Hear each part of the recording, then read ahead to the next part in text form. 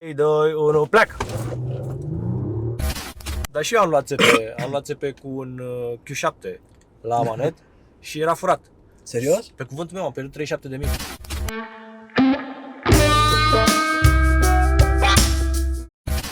Please drive to Asmita Gardens. Strada Guarditli, Bucharest. Aia e, da. Sectorul 4. Sectorul 4. Hai să vedem cum e și sportiv un pic. N-avem casco, nu? Ba da, Avem. problemă. De unde vrei?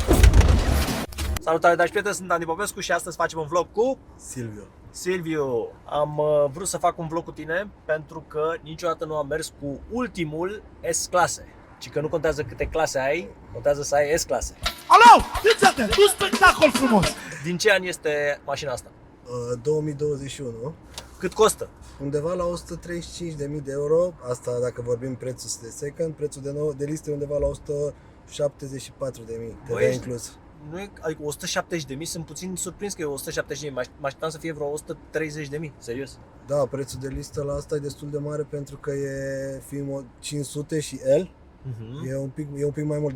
Dacă configurezi foarte bine un 500, ajunge aproape la preț de S500 Maybach.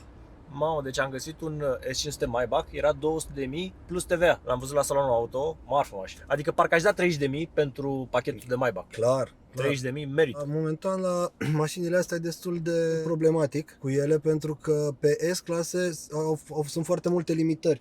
Mașina asta e din 2021.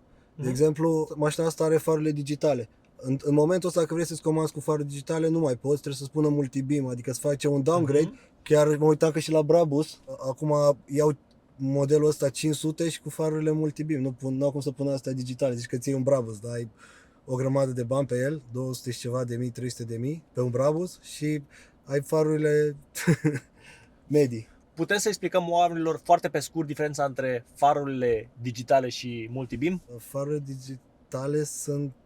etc. Îmi place extraordinar de mult interiorul, dar știam că e minim 100.000 o mașină de asta, minim, adică nu găsești modelul ăsta sub 100.000, nu? Da, clar. Dar nu știam că e 170.000. Listă.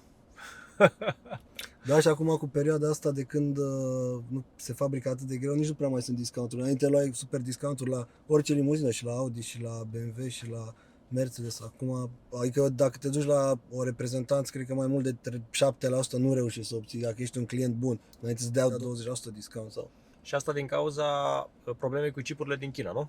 Da, diverselor componente. Orice mașină pe care vrei să o configurezi acum are restricții. Dacă vrei să-i pui un anumit tip de faruri sau anumite dotări extra, un anumit interior, e problematic. Și la Maybach GLS sunt mașini care au stat un an în producție și au fost blocate în America din cauza lipsei componentelor.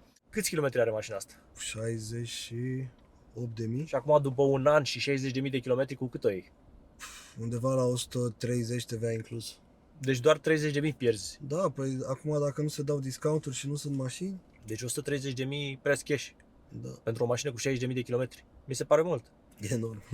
Îmi zicea un coleg de ce n-am și eu o mașină de asta. Și explicam că deși interiorul este extraordinar, este în lumină, eu prefer senzația pe care mi oferă la volan Tesla. N-am condus-o încă, abia aștept să o conduc și eu. Este în lumină, clar, adică display-ul, interiorul, luxul din interior nu se compară. Tesla e un rahat pe lângă S-clasul ăsta, dar sunt curios să văd și cum mă simt la volan. Sunt două aspecte la o mașină, din punctul meu de vedere. Unul este ce simți tu când conduci mașina aia și doi este statutul pe care ți-l oferă mașina. Astea sunt cele două componente la care eu mă uit când îmi cumpăr o mașină. Din punct de vedere al statutului, cu siguranță mașina asta este peste o Tesla. Din punct de vedere al felului cum te simți când o conduci, asta este mai confortabilă decât o Tesla, dar și Tesla are suspensie de Mercedes S-Class, adică suspensie pe aer. Repet, aștept să văd cum se simte mașina când o conduc. Deci S500 avea motor de 5,5 litri înainte, acum S500 are motor de 3 litri cu turbină. Da, și e motorul care e și pe 53 AMG-uri în general, ăsta de 435 de cai. Bine, mai mult unicorn, că știi cum e, când ai o mașină cu un V8 de 430 de cai se simte într-un fel, astea turbo, da, sunt Pentru că au lag. exact, au și lag și nu au același cuplu. Adică, Hai să facem un test. Ești în modul confort acum? Da, venim atent. pe dinamic. Nu, lasă pe confort. Ok. Și vreau așa să-mi zici, când zici pac, să fie pedala la fund. Deci zici pac și o calci, blană. Pac. nu s-a întâmplat nimic. Abia acum ai văzut cât am stat? Adică secunda asta, în primul rând, poate să facă diferența între viață și moarte la o depășire. Ești de acord? Da, clar. Poate să facă, nu am zis că face. Și depinde cât de importantă este pentru tine această întârziere, acest lag. Pentru mine, de exemplu, este mega importantă, pentru că eu vreau în fracțiunea secunde în care am apăsat să mă duc și am făcut depășirea. Să mai spun o chestie. Am fost pe Transfăgărășan cu Tesla weekend trecut. Nu era nimeni.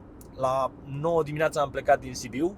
Am prins Golgolus, Transfăgărășanul, și vreau să spun că niciodată în viața mea nu m-am simțit atât de bine pe Transfăgărășan cum m-am simțit cu Tesla, pentru că la fiecare curbă, eu când apăsam accelerația, mașina pleca. Da. Este efectiv, cred că o să ții minte toată viața plimbarea asta.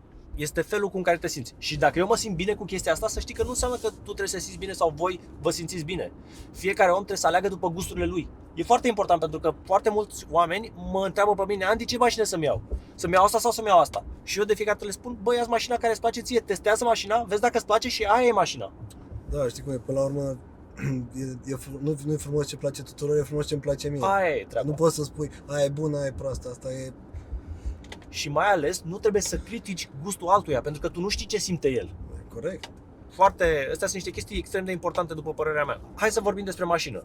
3 litri, turbo, 435 de cai. Da, O tonă 800 ca popa, clar, chiar două. da? Dar este o mașină nu pentru fugă, este o mașină pentru lux. Este o mașină care îți oferă un statut foarte bun, că știe lumea că ai dat peste 100.000 pe mașină. La noi în țară se pune foarte mult accentul pe statut. Hai să vorbim puțin despre ce știe mașina asta să facă, de ce e atât de scumpă. E atât de scumpă probabil pentru calitatea interiorului, pentru materiale și pentru mai ce. De exemplu, dacă e un BMW X5, mașina de bază costă 70.000 de euro. Dacă îi pui toate opțiunile, costă 150.000 de euro. Dublu. Adică opțiunile întotdeauna fac diferența. Corect. Și la mașina asta, de exemplu, faptul că are pano, că e varianta lungă, Da. că are scaunele multicontur, Ai că loc pe spate? până și ornamentele astea le plătești, adică Piano nu black. e o chestie care vine standard cu interiorul ăsta cu multicontur. Puntea spate viratoare, S-clasa are Da. două pachete de punte viratoare în care una virează mai mult, alta mai puțin. Îmi place Adică- și despre mașini. Da, adică interior, la fel, poți să-ți iei pacheta AMG exterior, Da. poți să iei acum și ăsta interior, de exemplu, volanul ăsta e volanul de AMG, adică absolut orice sonorizare la fel, că e Burmester. Toate astea se adaugă, știi, la prețul de listă. Deci are foarte multe opțiuni. Da, e ok, are pachetul de Rear Seat Entertainment, care la fel e destul de căutat și toate astea se adună, știi? Știi ce eram eu curios? Cât costă un S-clase Kiel și cât costă un S-clase Full Option? Aproximativ, nu trebuie să fim cifre. Cred că acum ele pleacă undeva la 110-115 mii, TVA inclus. TVA inclus? Da. 115. Sunt două motorizări diesel de 350 și 400. Cele pe benzină e 500, 580 și 580e. Iar aia e plug-in hibrid. Și deja când ai pus și la 580 are motorul V8 de 4 litri. Da. Și dacă mai e și plug-in hibrid, sare prețul în aer. Și mai sunt variantele Maybach. Unde la Maybach cred că costă 20.000 numai culoarea aia în 2 tonuri, știi? Mamă, ce scoruri. Da. Dar vezi, mașina asta poți să o cumperi la 115.000 TVA inclus cheală Da. sau la 130.000 veche de un an cu 60.000 de kilometri, dar cu opțiuni bombă, nu? Da, adică asta chiar e, din punctul meu de vedere, mașina asta chiar e configurată, are absolut tot ce trebuie. Mai puteau fi anumite chestii puse, dar deja, ți-ai zis, dacă când o configurezi nouă, te duci în prețul de Maybach. Dacă Multicontur, ce, luminile de interior? are lumini ambientale astea și ai văzut că automat când îi spui să schimbe clima, asta se schimbă culoarea. Ce ai mai fi putut să pui pe mașina asta și nu ai? Sincer, nu mă deranjează foarte tare, dar mașina asta nu are, la scaunele din spate, nu are ventilație. Că asta Sec. nu are 3 lucruri, are 2. 2 locuri în mașină ca milionari. Banii, banii, banii, două locuri în mașină ca milionari. Da, vezi că răsună din esurile astea încă. Dar știi că mașina din videoclipul ăla este mașina mea? Serios? Foarte serios, uite, o să las editorul aici. E chiar mașina mea. Din 2 locuri în mașină ca milionari. Mișto mașina, îmi place maro ăsta, că și eu am maro pe Lambo, interiorul. Deja bejul e parcă... E învechit, e old E school. clișeu, știi? Erau pe esurile alea din 2005. Știu. Dar era mișto, mă, adică bejul ăla îmi plăcea la interior. Da, de chestie de gust aici, știi? Nu poți să zici că gustul meu e mai bun decât gustul tău. Eu respect toate gusturile. Și când cineva vine la mine și zice că culoarea de pe Lambo meu e de căcat, nu mă deranjează, știi? Că mie trebuie să-mi placă. Pot să o fac și roz. Sunt frumoaselor, păpușa Barbie. Da, dacă ție îți place. În momentul ăsta, uite, suntem pe centură, cu toate camioanele, facem, ne înjură toți camionagii, Dar dar se simte nu se confort, simte adică- nimic. Și ce îmi place foarte mult? Pernuța asta la spate. Bă, pe cuvântul meu, o chestie atât de mică și îmi place enorm, știi? Mă ține aici la gât. Nu știu, chiar îmi place, adică mă simt răsfățat în mașina asta. Dar nu e o mașină cu care aș vrea să merg pe locul ăsta. Aș vrea să merg în spate. Să stau liniștit, să fac un live pe TikTok, un live pe YouTube și să stau liniștit și să fiu condus cu mașina asta. Știi cine a mai zis fix același lucru? Și da, el, doar că el i-a și făcut-o? Dani.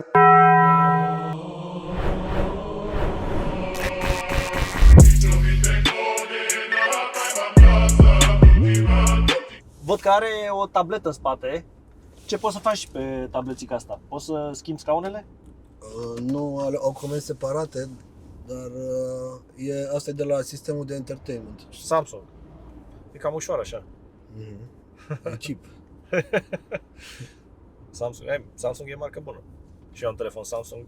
Hai să vedem ce știe să facă mașina. Crezi că Dani Mocanu stă pe tabletă? Cred că se uită la videoclipurile cu el. și se Pe TikTok. și bea șampanie și se îmbată de fericire.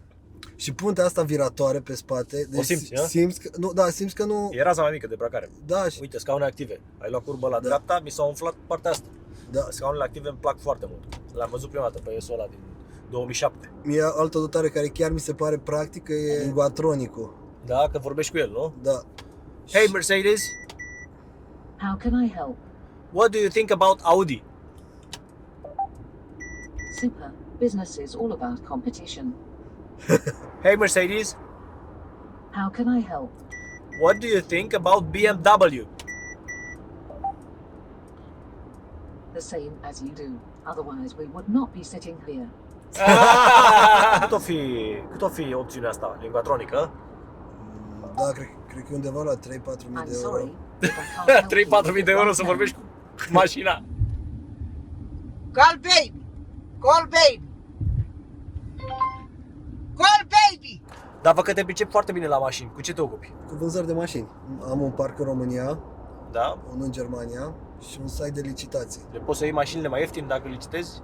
Da, și avantajul este, știi, că oamenii s-au săturat de să aibă câte un reprezentant de vânzări care îi sună, îi agasează cu telefon. Ideea e că mulți clienți care își cumpără mașini Volkswagen, Ford, mașini din astea entry level, știu mai bine ca tine ce vor, știu opțiunile mai bine ca tine și ei au posibilitatea să intre pe site-ul ăsta și își comandă, văd raport de inspecție, văd dotări, văd poze cu mașina, văd absolut tot, au și ocazia să iau la un preț mai ok, dar știu exact ce cumpără și evită partea asta neplăcută de, ai văzut, de exact clasicul vânzător de mașină care încearcă să-ți vândă ceva, știi, te sună mereu, încearcă să-ți vândă ceva. Aici e o chestie pe care am făcut-o am început-o în 2021 și exact pentru chestia asta. Noi aveam foarte multe comenzi și mi-era greu să fiecare om să-i caute unui client o mașină, clienții poate nu erau decis și se muncea degeaba și în felul ăsta am făcut sistemul ăsta 100% automatizat. Dar crezi că sunt mai informați oamenii în ziua de astăzi, clienții, cumpărătorii de mașini? Clar, păi Da? acum e pe internet absolut orice, uite, și o opțiune din asta despre care am vorbit noi mai devreme, se poate uita cineva pe Google și știe ce e, Da. exact ca un vânzător de Mercedes care a făcut training pentru treaba asta. Nu te mai face vânzătorul din Exact, vorbe. din vorbe, da, Că tu știi. da, iar mulți, Informația înseamnă putere. exact, și mulți oameni știu lucrurile mai bine decât tine, știi, noi de care vindem multimarcă, îți garantez că știu la Ford toate echipările mult mai bine decât le știu eu, de exemplu, sau... Și cum se numește site-ul ăsta? Păi site-ul nostru se numește Next Car Lease și asta este auctions.nextcarlease.ro. Și oferiți și leasing? Da, clar, toate mașinile. Ăsta e business-ul principal, că vinde mașini în leasing. Ia să vedem, poate îmi vinzi mașina asta în leasing. Cât m-ar costa? Păi, Așa mare. avansul trebuie să te pregătești undeva la vreo 30.000 de euro TVA inclus. Bun, deci avans 30.000 din 130.000 cât e mașina? Și în jur de, cred că 2000 de euro pe lună rata, iar casco te costă cam 4% din valoarea mașinii pe an. Păi deci ce să zic, dacă îți dau 30.000 și după aia mai plătesc 2.000 de euro pe lună, gata, aia e. Da, exact. Vezi? În 2-3 zile poți să iei mașina. Vorbesc cu băieții dacă e ne luăm și noi unul. Marble floors, gold trim, feel like I'm Richie Rich, tying like Da, chiar că Maybach-ul ăla, dar știi care e faza? Că la Maybach e 200.000 plus TVA și trebuie să dai vreo 50.000 avans. Clar, da. Cam 20% e avansul minim. Trebuie să mai vând din case. Știi că am 12 case în Bragadiru și dacă mai vând din ele, facem o combinație. Eu zic că după vlogul ăsta sigur le vinzi. Da? Mă interesa treaba asta cu licitațiile, că aș vrea să știu mai multe, cum funcționează. Că poate fac o combinație și licitez și eu. Treaba e simplă, îți faci un cont pe auctions.xcarlis, colegul meu îți validează contul, când vrei să licitezi pentru o mașină, se depune un avans ca o garanție, ca să știi că nu rămânem nici noi cu mașina pe cap, iar tu vei licita pas cu pas. Și la final, dacă ai cea mai mare licitație, ai luat mașina, practic. Și poți să găsești oferte de astea bune? Să știi că noi am prins mașina la prețuri foarte ok. Da? Da, pentru că toate sunt mașini de leasing, în general de afară. Belgia, Ia să stau eu cu ochii, Olanda, mă, Germania. să stau cu ochii pe ele. Poate iau și eu la un preț bun, nu pe bune, adică ce am de pierdut, Corect. nu? Și cum știu că nu iau țeapă, adică că mașinile sunt pe bune? Păi toate au rapoarte, Car vertical? nu car vertical, au rapoarte DECRA, adică sunt verificate fizic, nu neapărat. Și mai bine. Și știi absolut tot, de la daune actuale, de la daune anterioare, măsurare de strat de vopsea, se face expertiză standard, pentru că în cazul în care n-ar face chestia asta, ar avea o grămadă de claim-uri firmele de leasing și preferă să facă expertiza asta înainte ca să știe, să se asigure că e tot ok. Știi? Mi se pare o idee bună că nu prea am cum să iau țeapă cu treaba asta. Da, clar. Mașinile sunt verificate și dacă găsesc o licitație bună, o iau la preț super mic. Da, iar dacă e orice problemă și cu mașina care nu e specificată în raport, noi discutăm cu vânzătorul, îi trimitem și se oferă o compensație pentru treaba asta. Adică ca să nu iei țeapă. Exact. Pe partea de licitație nu e nimic externe, deci vorbim mașini de import. Sunt toate mașinile de la furnizorii noștri adunate într-un singur site și sunt câteva mii de mașini zilnic, deci au de unde să aleagă. Pe urmă, toate mașinile noi obligatoriu le facturăm cu garanție, dar nu un contract de garanție. Am un prieten, are un service, te duci la el dacă apare vreo problemă, ci la reprezentanță. Deci multe mașini, service. Da, garanție la reprezentanță, asta e super important, ok. Da, la fel, înainte de livrare la orice mașină, dacă e serviciul depășit, noi facem revizia la reprezentanță. Mai avantajul dacă cumpără de pe firma noastră de Germania, că poate să-și ia mașinile fără TVA, dacă sunt persoane juridice. Da, când deduci TVA-ul. Exact, și o cumperi practic direct la prețul net, inclusiv în leasing se poate face chestia asta, deci 20% economisești din start. Clar, TVA-ul. Da. De-aia îmi place mie să cumpăr lucruri pe firmă, că nu mai plătesc TVA-ul, știi? Exact. Și sunt câteva mii de mașini pe zi, asta înseamnă că ai de unde alege. Sunt și mașini ieftine și mașini scumpe sau doar scumpe? În mare parte sunt mașini entry level, pentru că sunt mașini care au fost pe operaționale, iar companiile nu prea cumpără la toți de la companii. Exact. Dar găsești, mai sunt și pentru cei cu funcție de management, mai sunt anumite mașini. Eu am funcție de management, vreau un S-Class. La 100.000, nu la 130.000. Au început să găsească și S-Class-urile, că au început să iasă din operațional și asta. Nu e ceva, n-am inventat roata, nu e niciun secret. Furnizorii cei mai buni sunt firmele de leasing operațional. Firmele de leasing operațional iau mașinile de noi, le servisează doar la reprezentanță. Când o cumperi, știi exact ce cumperi, știi că mașina aia a fost servisată, nu sunt probleme de kilometri, de daune neștiute. O altă funcție interesantă este că dacă apeși un buton, primești 5 rapoarte gratuite, car vertical, care nu cred că e cazul să-ți explic eu ce fac, așa. Și... Da, ai luat și țepe? O, da. Pe bune? Da, eu am luat o țeapă cu un Mercedes, un C300, l-am luat de la o firmă de leasing din Germania. Da. Mașina fusese pe operațional la un service auto, chiar m-am uitat în brief după. Nu știu ce au făcut, chip tuning, habar n-am ce. Cert că am luat mașina și în 180 de kilometri i-a pornit un segment și i-a căzut motorul.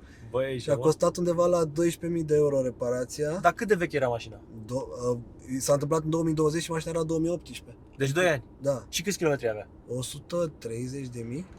Noi am vândut mașina, nu era nicio problemă, s-a întâmplat spontan. La clientul care a cumpărat-o? Da, la clientul care a cumpărat-o și s-a întâmplat, știi? Ideea e că noi avem polițele de garanție extinsă. Cât? Asta a fost partea bună, că sunt fără limită și s-au despăgubit integral, dar vreau să zic că un motor de C-clase, de 2.0, a costat 13.000 de euro la reprezentanță. Și l-a plătit garanția? Da, 100%. Mamă, îți luați leapă de 13.000 de euro. Da. Dar și eu am luat țepe cu un Q7 la Amanet. Și era furat. Serios? Pe cuvântul meu am pierdut 37.000. Și după aia, după o lună, a venit unul, a manetat un GLE și după aia s-a dovedit că era înmatriculat cu acte false de pe Italia. Că pe Italia sunt cele mai mari țepe. Da, pe Italia. Deci am pierdut 80.000 de euro, crede-mă, într-o lună jumătate. E foarte greu să verifici lucrurile astea. Nu, că l-am dat în judecată și am câștigat. Da? Că nu, noi suntem păcubiți, e firmă, știi, nu e persoană fizică. Deci orice business nu este lipsit de probleme. Clar, orice... Știi cum e? Poți să nu pățești nimic doar dacă nu faci nimic, știi? Exact. Atunci e safe. Clar. Dar nici bani nu faci. Fiecare se mulțumește acum într-un fel, știi? Unii caută, pentru unii siguranța e cea mai importantă și sunt alții care, știu, ți asumi niște riscuri, nu? Când Normal. îi dai niște bani cuiva, Asta e clar, știi cum e cu împrumuturile. Dai banii, dar nu știi când îmi iei înapoi. dai cu mâna și cu piciorul. Hai să conduc și eu mașina. Credeam că nu mă mai întreb, că eu m-am plictisit. Prima impresie, zici că e electrică. Efectiv, nu simți motorul ăsta pe benzină. E și normal ca în 2022 să nu simți motoarele pe benzină. Adică se aude mai mult ventilația decât motorul. A doua impresie este că niciodată, dar niciodată nu am văzut o mașină cu un bord atât de mișto. Felul 3D în care se vede LCD-ul este absolut extraordinar. Deci te marchează când te urci la volan și vezi pentru prima dată acest display 3D. Deci nu este un LCD, este 3D. Am văzut prima dată chestia asta la Maybach. Când m-am dus la salonul auto, m-am pus într-un S cu pachet Maybach. Băi, și cum arată, deci te lasă praf. N-am văzut în viața mea o mașină la care să arată atât de bine bordul. Da, chiar e foarte reușit. Și asta are și opțiunea asta cu realitatea augmentată. Știu că realitatea aumentată înseamnă că îți apare, hey Mercedes, How can I help? turn on head up display. I'm switching on the head-up display. Păi asta vreau. Nu o să... Gata, mișto, îmi place. L-a băgat, vezi? Asta înseamnă, e foarte mișto chestia asta, că nu mai folosești mâinile. Da, Folosesc doar chiar gura. poți să fii atent la drum, știi? Da. Chiar e practică. Hey Mercedes, How can I help? turn on seat heating, driver. Seat heating for the driver is switched on. Ce vrei mai mult? Hai să o dăm pe sport. Poți să o dai, te rog, pe sport? Chiar pe Sport Plus. Da? Hai să vedem. 3, 2, 1, blană, blană! A? Hai că e puțin. Nu e M6, dar totuși e rea. Sunt unicorni, nu sunt ca tine. Hai să vedem cum e și sportiv un pic. N-avem casco, nu? Ba da, e Avem? problemă. De unde vrei?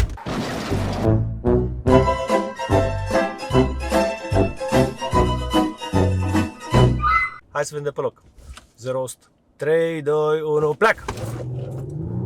20, 30, 40, 50, 60, 70, 80, 90, 100! Au fost vreo 5 secunde, aș zice eu. Îți dai seama, nu poți să ai pretențiile Da, de men, mașină sport, e dar limuzină, nu e... asta e o mașină cu care Race car. cu care nu te faci niciodată de râs, știi? Adică nu poți să-i reproșezi foarte multe chestii. Adică eu, de exemplu, dacă aș ieși la masă cu Dana Budeanu, Da. știi? Aș lua mașina asta pentru că n-ar avea nimic ce să comenteze, știi? Ce, e single? E single gagica? Dana Budeanu? Fătărailor! Ce mă cu voi, mă? Ce aveți? Într-adevăr, volanul este mișto, dar e mult mai mișto să faci unul custom. Dar asta fiecare și-l face. Nu poți să ai pretenția să fie de fabrică, cum vrei tu. Da, mașina asta, adică asta e volanul de AMG, dacă observi, mașina are interior de AMG. Dar cel clasic, mie nu-mi place deloc, adică ăsta mi se pare cel mai aproape de custom. Da. Foarte mare confortul în mașină și efectiv la suspensie. Și vorbeam de cât consumă. Uite, pe ultimele 4 ore, 60 de kilometri, deci ai mers mult în oraș, 16%. Mi se pare de ce la 435 de cai? La 3 litri, 430 de cai e mai mult decât suficientă putere pentru o limuzină. La varianta asta încă nici n-a ieșit modelul AMG, cred că o să fie foarte interesantă. Momentan sunt pe benzină doar variantele astea două, de 3 și de 4 litri. Ce nu-ți place la mașina asta, dacă ar fi să-i găsești un nod de vaporă? Mie mi se pare că mașina asta e... Deci nu, adică efectiv nu am ce să-i reproșez, dar nu mi-aș cumpăra-o niciodată pentru mers în oraș. E mai mișto la drum lung. E o mașină de drum lung și e destul de opulentă, știi? Hey Mercedes, How may I help you? please drive to Asmita Gardens. Bravo. I am starting route guidance to Asmita Gardens, Strada Gladitli, Bucharest, Aia e, da. Sectoral 4. Sectorul 4. 9,9 consum pe ultimii 4 km. Și am dat și o Forge 0-100. Consum de babă. Da, deci concluzia e că asta nu e o mașină pe care să o conduci tu. Asta e o mașină în care trebuie să stai în spate și să o conducă o gagică. Și întâmplător, avem o gagică cu noi.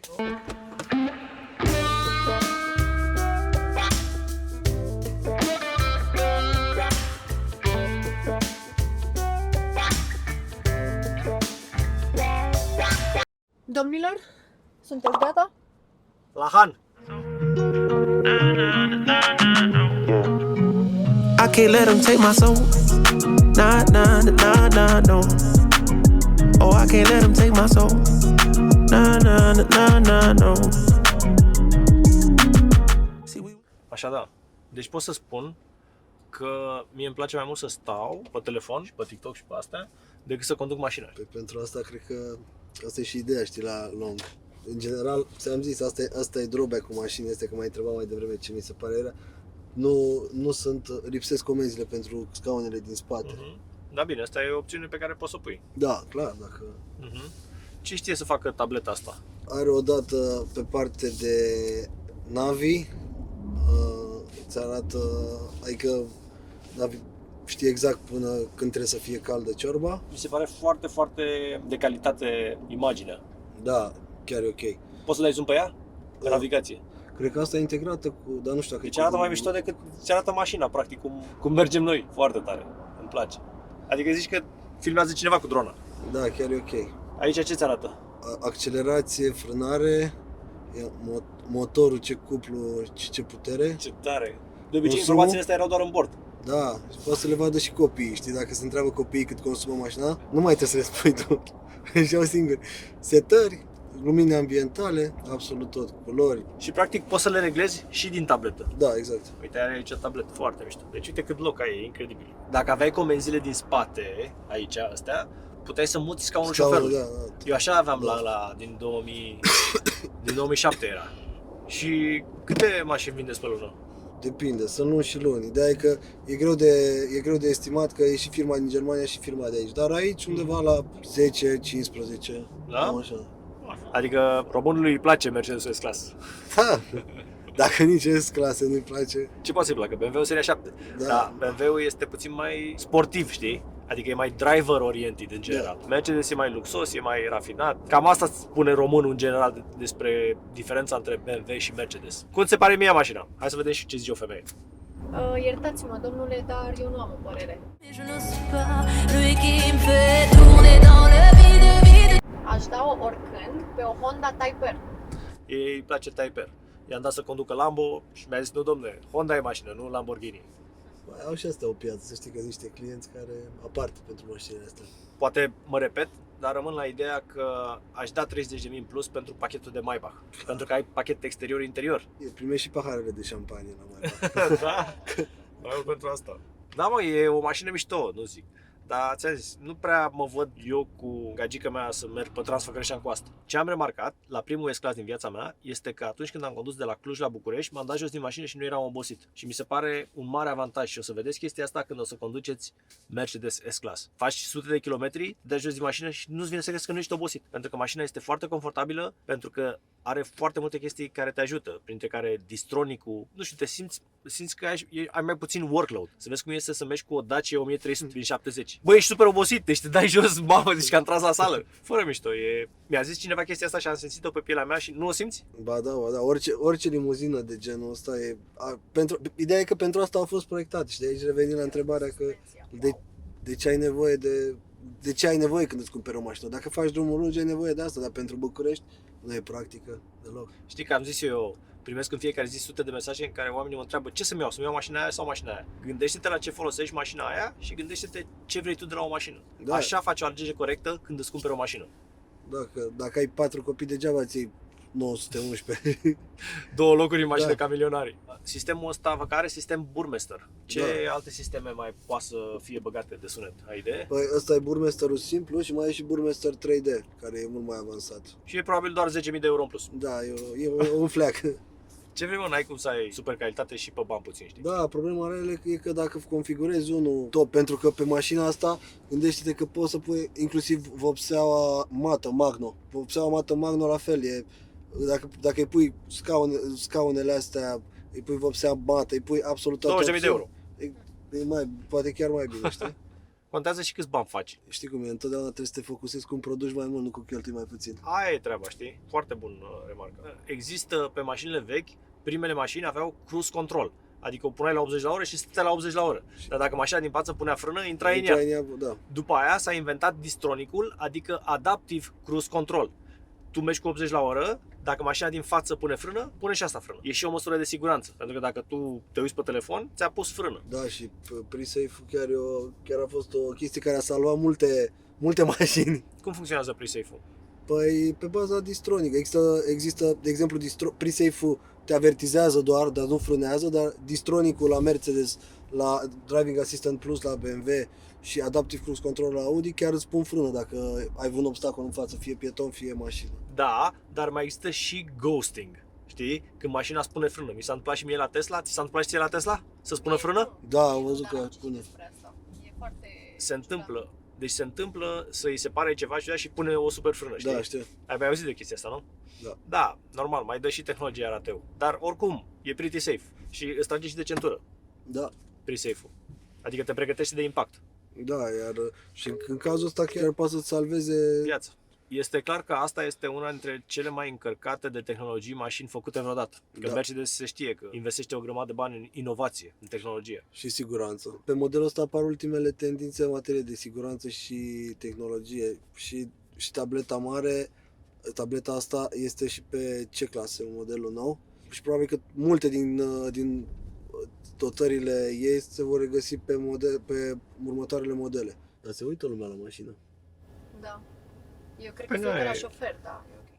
Concluzia, e o mașină foarte tare. Mamă, îți arată și... La semafor.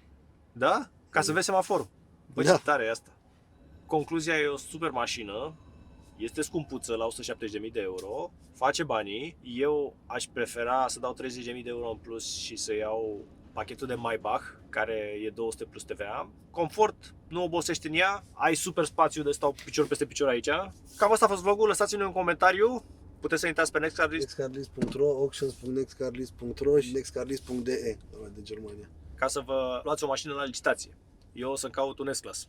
Lăsați un comentariu, dați un follow pe Instagram și mie și la Nextcarlist. Noi o să citim toate comentariile, așa că dați un like sau un dislike. Bye! Oh, I can't let him take my soul. Nah, nah, nah, nah, nah, no. I can't let him take my soul. Nah, nah, nah, nah, no. Oh, I can't let him take my soul. Nah, nah, nah, nah, no. See, we was cool.